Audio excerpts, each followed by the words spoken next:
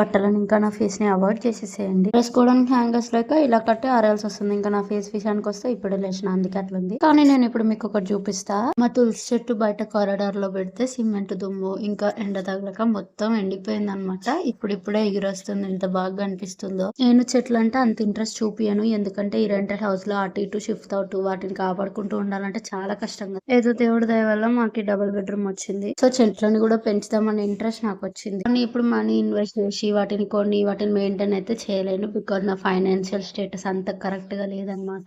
ఊర్లో ఉన్న వాళ్ళకి మొక్కలు ఈజీగా దొరికేస్తాయి, మట్టి ఫ్రీగా దొరుకుతుంది. కానీ సిటీలో ఉన్న వాళ్ళకి ఇవన్నీ మెయింటైన్ చేయడం చాలా కష్టం. అయితే నేను ఇదంతా చెప్తున్నా కానీ మెయిన్ మ్యాటర్ చెప్పట్లేదు కదా. దీంట్లో మా మమ్మీ పుదీనా కాడలు పెడితే పుదీనా వచ్చేసింది. అండ్ ఉత్తగానే అల్లం అందులో పెట్టింది అంతే, అది రావాలన్నట్టుగా పెట్టలేదు. కాకపోతే అది కూడా వచ్చింది. అయితే నేను మా మమ్మీతో, మమ్మీ ఇది మార్చాలి కదా పెద్ద దాంట్లోకి, ఇది చిన్నగా ఉండడం వల్ల వస్తుందో రాదో అనేసి అడిగిన.